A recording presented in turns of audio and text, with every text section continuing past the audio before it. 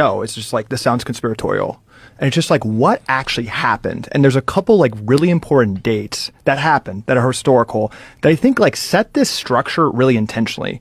The first was 1909, the Flexner Report. So literally John D. Rockefeller's personal lawyer wrote the report for Congress that basically set the standard that's the standard today for medical education. And it literally says in the binding guidelines that holistic health and nutrition and anything about interconnectedness of the body is pseudoscience. It says we need to name the condition and cut it out or prescribe it. And what year is this? 1909. So they're still going by the recommendations of 1909. We still follow the Flexner Report. Some a policy. I mean, and we could get to policies, but like rescinding the Flexner Report and having updated scientific education and standard of care guidelines based on what we've learned since 1909 about the majesty of the interconnectedness of our body is a really good first start, because we're binded under a law, just demonstrably, just like, again, not conspiratorial. John D. Rockefeller's personal lawyer wrote this report. Why? Because John D. Rockefeller is the father of the pharmaceutical industry and created pharmaceuticals from byproducts of oil production, and was the first investor into Johns Hopkins and other major medical schools, University of Chicago, and started the modern education program for health. There were some big issues in the health. This was the Wild West, but he created Johns Hopkins and the standard of residency training as a way to silo diseases very intentionally and then prescribe his products and interventions as the top pharmaceutical maker.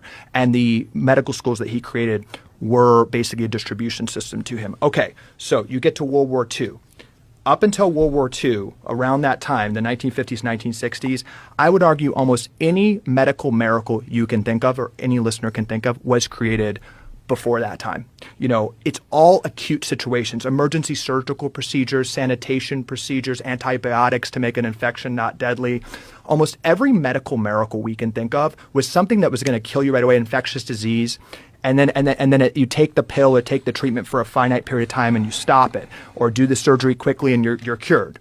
Those are medical miracles. And we had a lot of good things happen up until World War II.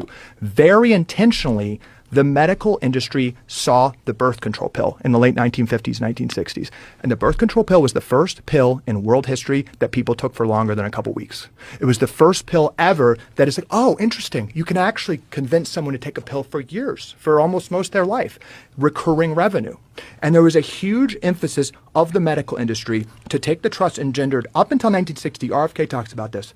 We didn't spend money on chronic disease management. All medicine was acute issues. Chronic disease, diabetes, obesity, that was outside the doctor's office. They saw that you could medicalize chronic conditions. Today, 90 to 95% of spending is on chronic conditions. So what do? In the 1970s, literally the Sackler family, their grandkids did the opioids. Their forebears created Valium. And 30% of women in the United States in the 1970s were on Valium. Time Magazine, Valium Nation, Mommy's Little Helper. Yeah. So we started creating all these psychiatric conditions. We started medicalizing heart disease. We started medicalizing all these type 2 diabetes, started creating academic research totally funded by the pharmaceutical industry saying that type 2 diabetes isn't reversible, that it's basically genetic, heart disease, all these things, and started pilling them. Then what happened to food? Chronic disease wasn't that big of a deal in the 1970s, 1980s. You look at the graph of all chronic conditions, there's just a sharp turn in the 1980s.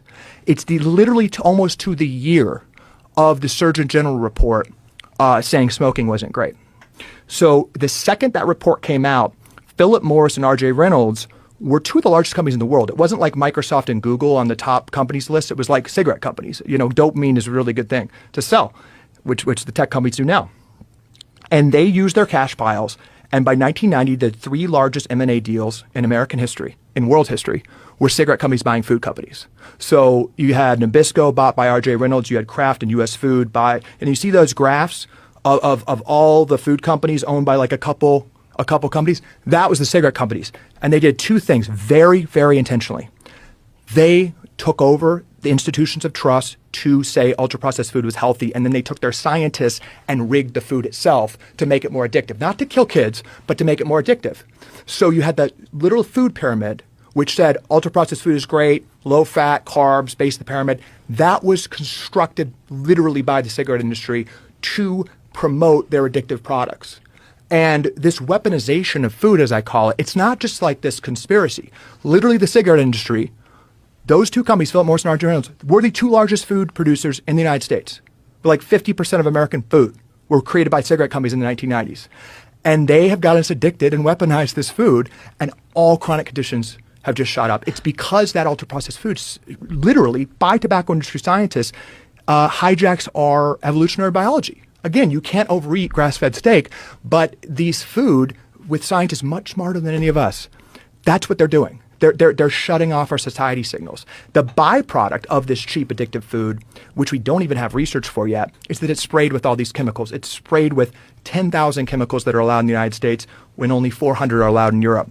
All these chemicals to make the food addictive, to make the food cheap, to do the monocropping. And that food is absolutely, and we don't need to wait for the research on this, these chemicals, these neurotoxins are destroying our cells, destroying our microbiome in ways we don't fully understand. So I just want to make clear to everyone, this has happened very intentionally. And it can be undone pretty quickly too, but we have to realize this isn't a conspiracy. It's true corruption that happened deliberately.